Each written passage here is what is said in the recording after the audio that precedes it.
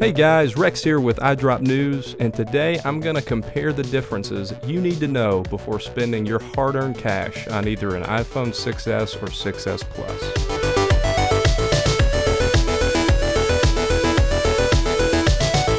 First, let's start out with the obvious one, the screen size. Just like the last generation iPhones, the iPhone 6s has a 4.7-inch screen, while the iPhone 6s Plus features a larger 5.5-inch display. So if portability is your number one thing, and you want to be able to use your phone one-handed, you may want to stay away from the 6s Plus. However, the smaller 6s is still too big for a lot of people to use one-handed. If that's you and one-handed usage is a necessity, stay tuned to our coverage of Apple's upcoming 4-inch iPhone, the iPhone 5 SE. So personally, I prefer the 6s Plus because it's great for watching videos, playing games, reading, and so on. If you can manage the size, I think there are some great payoffs for that extra space, like the bigger battery, for example, which I'll talk about more in a second. But when I'm in a situation where I need to use it one-handed, it can definitely be a pain. Now, if you are considering the iPhone 6s Plus because you like the extra screen real estate but are a little bit worried about the whole bin-gate fiasco that the iPhone 6 Plus went through last year, don't worry about it.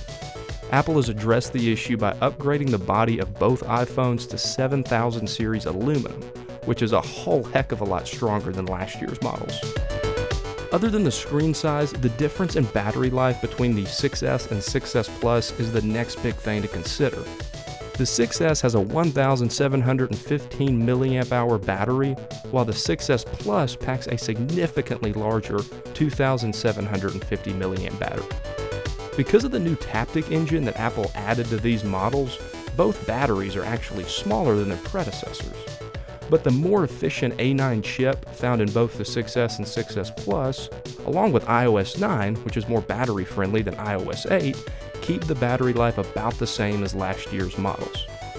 That said, the 6s has trouble lasting a full day under heavy usage without needing to charge.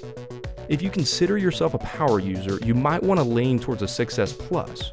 But if you're dead set on the smaller form factor of the 6s, you can always pop on Apple's questionably designed smart battery case for some extra juice.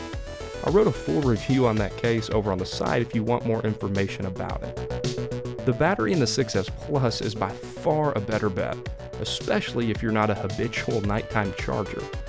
This is another major benefit if you can manage the bigger size of the 6s Plus.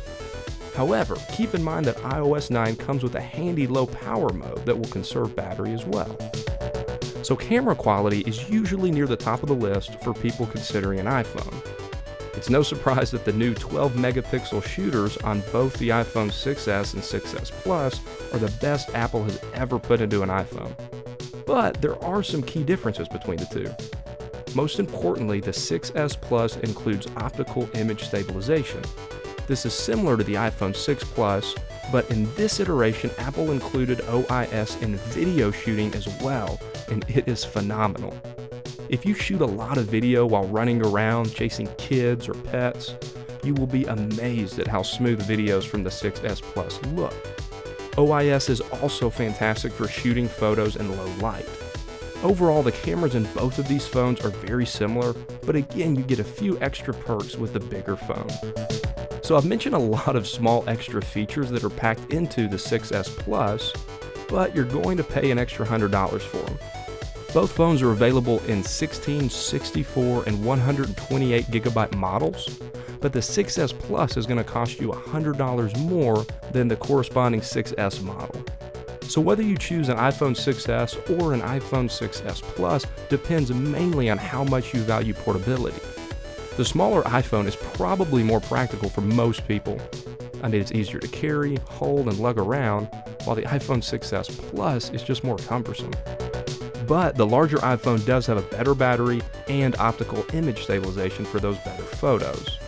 But while these features are great, they're not going to be worth it if you don't enjoy holding and using your iPhone every day.